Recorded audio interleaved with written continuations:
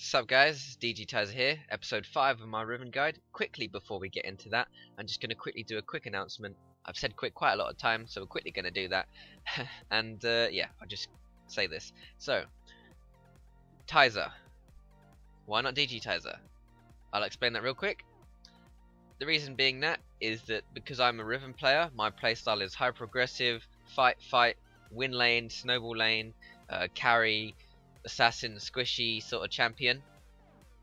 The current meta in teams is a lot of tanks and mages, and for me playing a tank is really boring. That's why you never see me play a tank in any of my Twitch streams. I hate tanks because it's boring. All you have to do is sit there and farm and do nothing, and it's really boring. I really hate it. So over the past few days, me and the manager have been discussing and talking and saying that my playstyle and my talent is being wasted playing a tank. So in the end, we decided I'm going to step down from the top laner of DG and I'm going to move on to being, I'm still a part of DG, but I'm just a content creator for them. So I'm not part of the main team. I'm a content creator for the team now. I still do stream on Twitch, so don't worry about that, guys. You can still come in, tune in, watch me play Riven, kick some ass, learn some stuff, do all those good bits and bobs. What I'm going to do is I've also got a YouTube channel. I'm going to put all my highlights and bits on the stream there. Got a Dying Light playthrough going right now. So if you want to click in the top right hand corner, which is the next episode, and my YouTube channel and my Twitch will be in the top left hand corner. So make sure that you guys click on those. Make sure you subscribe to my YouTube channel. Make sure you follow my Twitch. It will be very much appreciated. So apologise for the interference. Without further ado, let's get into episode 5.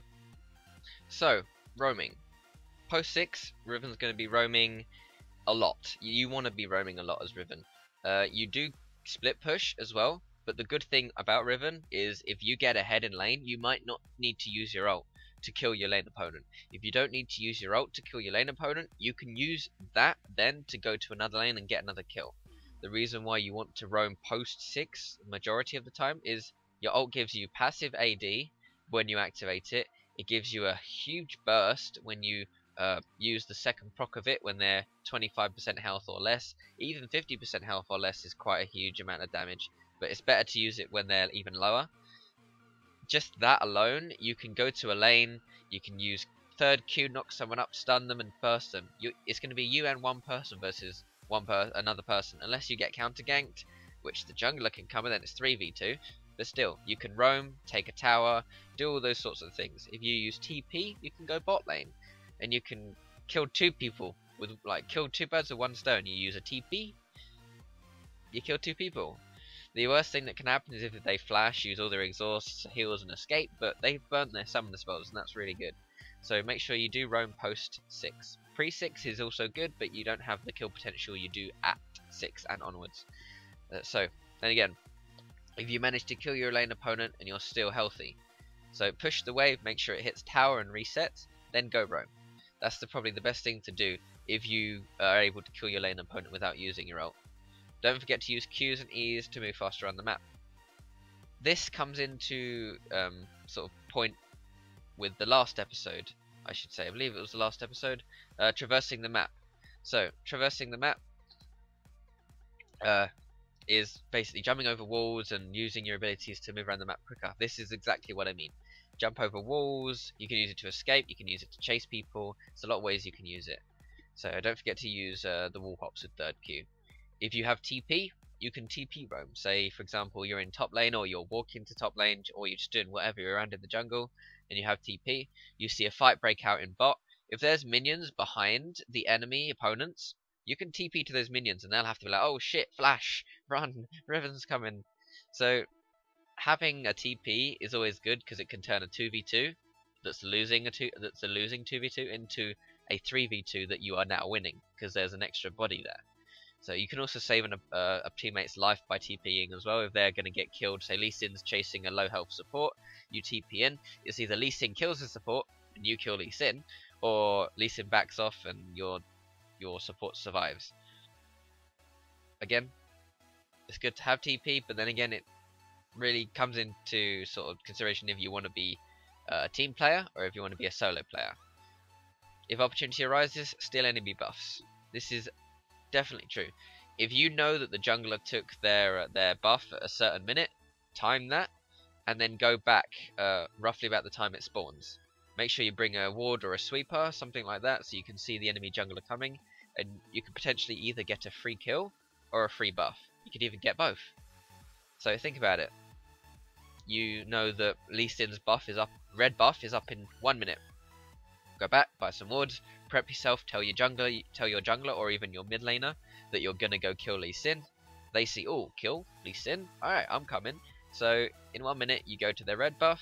Lee Sin comes around. He's just like Hiku, Hiku. He's hitting that red buff, doing what he does, being blind. So you've come to Lee Sin's red. He's say half health. He's about to kill red buff. You ult E Q burst. Lee Sin's dead. He didn't even see it coming. And you've got a free red buff. So now you go to lane. You have a free red buff. That's extra damage. That's extra slows. You can probably even kill your lane opponent because of now you have red buff. So yeah, roaming is really good on Riven. It does get you ahead and it can keep you ahead. And also keep your opponents down. Especially Lee Sin. Alright guys, so here I'm going to roam down. I just cleared that wave, so Aurelia has to deal with that. So what I'm going to do is I'm going to roam down to the mid, because my mid has been quite pushed in. We're quite badly losing, I should say, this game. But I see Caitlyn out of position there. She does ward there, but she still tries to fight me. And because I roam down, I'm able to get her. So I burst her. I know she's going to die from my ignite, because my ignite does the amount of damage. As you saw, I clicked on her health there at the end. And there. That's a simple roam. I used my ult to kill Caitlyn. I quickly clicked on her as I ignited her to check her health to see if she was going to die from my ignite. She was, so I left her. Then I ran down to Ezreal and I killed Ezreal. The only way Caitlyn would have survived that is if she would have had heal, but she didn't. So I got free kill from her, and then Ezreal was out of position as well, so I killed him. Alright, I'm going to quickly show you this. So as you can see, I can see Jace getting golems because I had a ward placed. I burst him down, I used my flash. I don't need to use ignite there, but I used my ult and everything just to get him. So, part of the roaming, I'm going to come down and come to mid because we want to take mid tower. I see Ahri out of position, so I ping it for my teammates to come down and get it. Lissandra sees, so I'm going to go in, get Ahri. Lissandra's going to come in, look, she sees that there. Alright, so because Lissandra saw me fighting Riven, I pinged.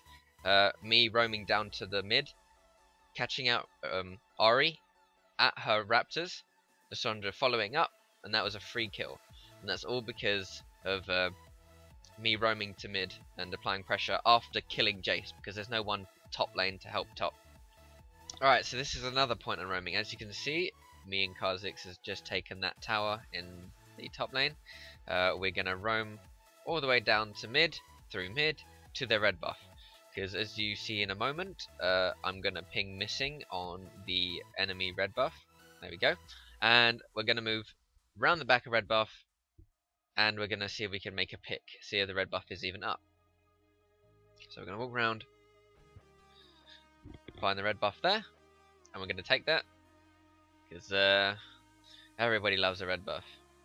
And then Cassiopeia gets engaged upon on the top. So, obviously, she lands a good ult. So, go in. So that's one.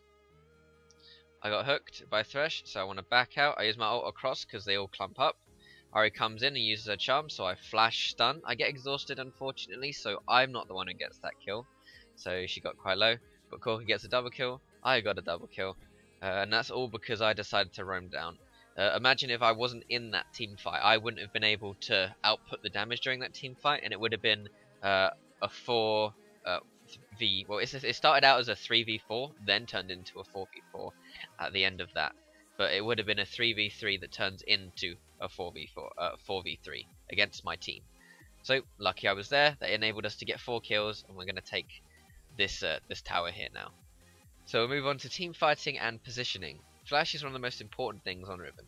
I will have to say. Her ult is very important as well, but if you're talking about some of the spells, Flash, definitely. With Flash, you can initiate after your tank. If your tank goes in and gets like a 3-man knockup, you can go in after them, burst the people that he's hit, and you more or less likely will win the team fight because of that. You can instantly burst squishies or out of position targets. Say for example, if an enemy Cassiopeia goes to her blue buff and you're killing Scuttle below blue buff, or above blue buff depending on what side of the map you're on, she goes to blue buff and there's a team fight sort of brewing in mid. She goes off to blue, you're a Scuttle, go get her, go get the bitch, you have flash, you can kill her, as long as she isn't super fed and you're super behind, but you can kill her, and then that's a 5v4, and you can win that fight, take mid, and taking tower, take an inhibitor maybe. So, flash is really good for catching out of position targets, especially ADs, because ADs are squishy and they don't have Zhonya's. So, you can use it to reposition yourself to get to squishy targets in a team fight, say like you're being blocked by 3 tanks, just wail on the tanks, and then you see the enemy, say AD Ezreal come in. He's like, he eases in, he starts queuing everyone, he ults across. You're like, ah, screw this. You can flash and burst Ezreal. Where, if you don't have flash, you can't. You have to sort of fight through the front line. So again, flash is really critical in a team fight. Without flash, these are the points without flash. So you have to play safer, obviously, because you can't flash to escape, you can't flash to dodge. Say, for example, if Malphite ults, you can't flash and dodge that. You're going to get knocked up by that, and that's going to be followed up by other CC and other damage, and you may die from that. So, trying to flank and cut off enemy escape routes as well. Say, for example, your team's coming from mid to Baron, you're coming from top to Baron. This is Baron River in the middle here. Enemy team is getting Baron. You're sandwiching them, and they're all thinking, oh shit, do they flash over or escape over Baron wall, or do they come out and fight you guys? But the initial reaction to a team fight is the squishies go to the back, away from the big clump of threat, and the tank line, right, is in front of the squishies. And you're up here, you're a little Riven up here that sees the squishies right in front of her. You're going to blow the shit out of them. And then your tank line is like, oh fuck, we have to block Riven. But we have to block the back line. Who do we block? And they get completely fucked, because they don't know who to block. If they block them, you're going to kill the squishies. If they block you, then your team's going to kill the squishies. So it's really using your initiative and sort of your knowledge of who's fed and sort of things like that to judge whether it's good to flank. Obviously, if you're like 0 and 10, it's not the best idea to flank, because the enemy will just jump on you and kill you instantly before you can do anything. And also make sure your team is near when you flank, because if you're coming from top to Baron and your team's clearing waves in mid, if the enemy team sees you and sees your team still mid, you're gonna die, because they're gonna like, oh quick, get her while she's out of position. So make sure your team is near when you do a flank. Make sure you try to coordinate it as well. So right, in this clip here, Blitz has just got called out and the enemy team is gonna go Baron. They are slightly behind, double their kills, slightly behind, but I'm going to come in and get a flank for a team fight here.